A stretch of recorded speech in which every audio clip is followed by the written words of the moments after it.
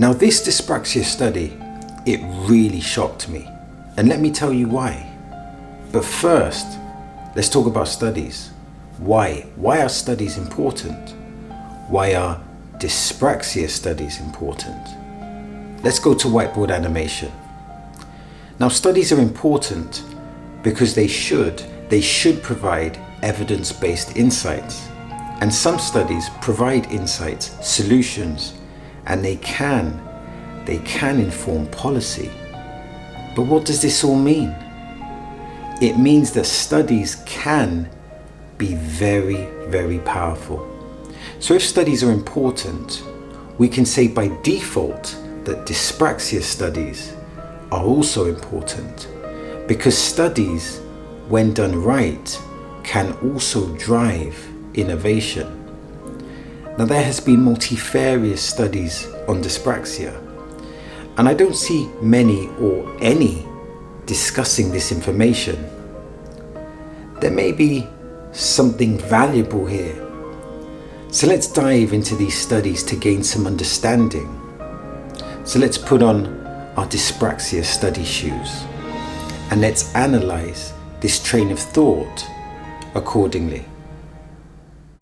So the first study I'm going to talk about is the study on foundation doctors with dyspraxia, and this was done in 2023. And this study explored the experiences of junior doctors with dyspraxia that work in clinical work settings. It was conducted with a small group of what was deemed foundation doctors, and of course they all had dyspraxia. Now the way I have read this is that they had issues with motor planning, time management and coordination. So that was the three issues identified. And according to this study, they are the junior doctors with dyspraxia. They developed sophisticated strategies. So there's an obvious question here. What is a sophisticated strategy? Well, in this context, i.e. in the study, the sophisticated strategies were identified as assisting technologies, mentorship support, and organizational techniques. So ultimately, this study showed there was better systems of support within the medical system. And it also showed a perspective change. It showed a perspective changed as many transitioned, and we're talking about the foundational doctors here, they transitioned from seeing dyspraxia as a difference as opposed to seeing it as an obstacle. That's an important shift. Now I like this study for a variety of reasons. First, it's recent, and I think it's important because an outdated study could be problematic. Secondly, because it's about doctors with dyspraxia, this shows that there are people with this condition that are thriving not only in academic performance, but are also establishing very respectable jobs. And thirdly, the creative strategies or the sophisticated strategies is part of the reference to the creative minds that can be harnessed by the dyspraxia condition. And finally, the transition from barrier to difference is a positive distinction. So this is a quick intermission. Now I have a social enterprise called Neuro, and the purpose of this social enterprise is to empower neurodivergent people, neurodivergent communities, and neurodivergent artists, and we do this in a variety of ways. Now one of the things I am working on is what I call an accessible format for neurodivergent thinkers. It's very important to acknowledge that visual learning materials are essential for neurodivergent thinkers. Now if you want to know more about this, after you have finished watching the video, you can download my free PDF called What is Dyspraxia? And the link to this will be in the description box. Now let's get back to the video. So the next study I'm going to talk about is the NDP3 study. And this was conducted and published in 2015. Now, with regards to this study, it compared what is called the Nuffield Dyspraxia Program to the Rapid Syllable Transition Treatment, also known as REST. So we do not have time to define these terms or to define these treatment programs. So let's respectively move on to the purpose of the study.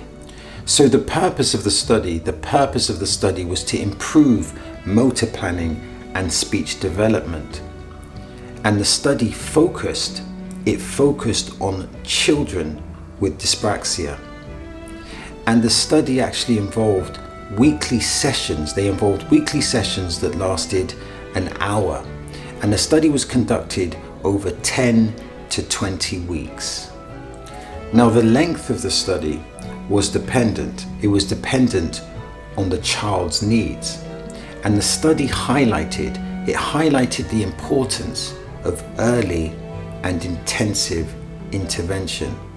So that's two important phases. Phase 1, the early intervention, and then phase 2, the intensive intervention. So ultimately, the study demonstrated that repetitive syllable drills and targeted speech exercises improved phonetic accuracy, it improved speech intelligibility, and it also improved expressive language. So I think it's important before we move on that we define what this may actually mean. So when we talk about phonetic language, to my understanding, is the correct speech sounds in accordance to the language. Let's give an example. So let's say if I said please instead of please, that would be an issue with phonetic language because I've added an extra syllable. Or if I say that instead of that, I've substituted the D for the T, and again that would be an issue phonetically. Or alternatively, if I say cat instead of cat, I've left out the T sound, and again this is another example of some phonetic issues. So let's move to intelligibility. So here are some examples of intelligibility. So I could say I go to the tree instead of saying I went to the park. So this would be considered to be incorrect word structure. Another example can be what is referred to as inconsistent speech patterns, such as I run fast as opposed to saying I run fast. I hope that helps with understanding the terms of phonetics and intelligibility. Now, this study was about the verbal element of dyspraxia, because as I've stated before, dyspraxia is multifarious, but this was about the verbal element of dyspraxia, and it focused on children, and it showed that structured speech interventions could help with better long-term communication. So this study was important, and it was different to the other study, because the other study again focused on adults, while this study focused on children, and this study focused on the verbal element of dyspraxia, while the other study focused on other additional elements of dyspraxia. Now I think there's an important point to make about language, because language was crucial as Homo sapiens in the jungle, because it enabled humans to hunt effectively, warn of danger, and it allowed the fostering of communication, or the fostering of communities. Language was a critical component of our evolution, and the left hemisphere of the brain is responsible for language. And it's important to realize that language is so important in the modern day context. Let's think about it. Sending messages, sending emails, to communicate with work colleagues, to negotiations as an entrepreneur, to communicating in a job interview. All these factors revolve around the concept of language. And a good use of language can bring positive results, and a bad use of language can bring negative results.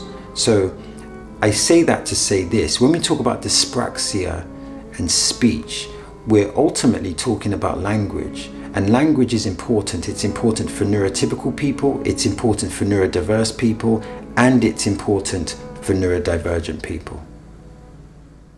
So the third study is what we call the oculomotor function study.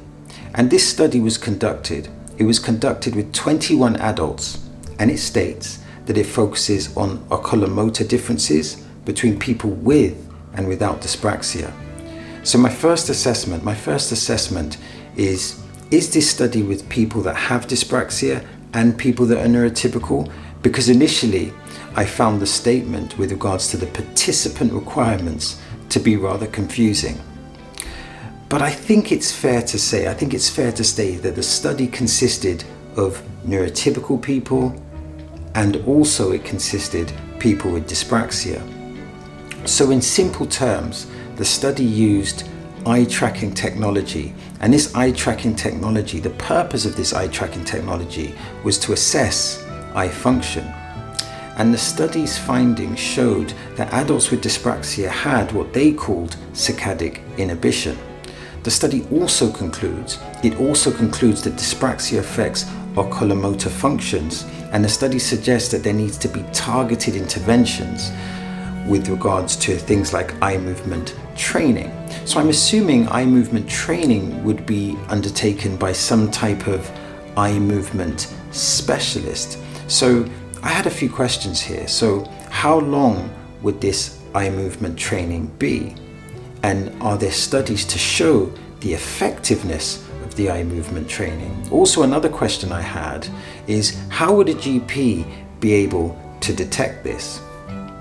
Also, this study was a small study because it only consisted of 21 people.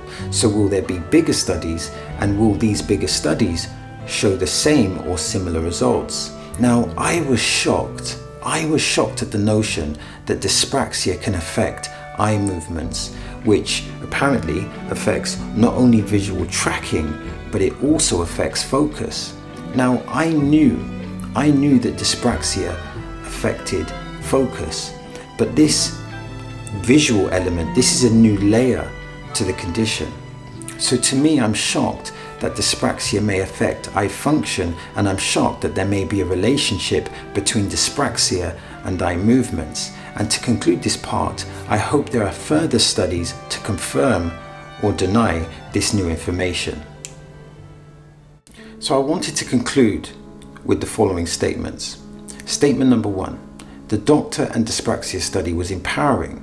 It was empowering because it showed people with dyspraxia with good education, good jobs, and great strategies to succeed. Statement number 2, the second study to me emphasized the language element with dyspraxia, which is often overlooked, and it showed that there was effective treatment to help with this. Statement number 3, the final study shocked me the most because it suggested there is a relationship between dyspraxia and eye movements. This was new to me, and I'm curious to know if there are any more studies in this area. So with that being said, I sincerely hope that this video provided value.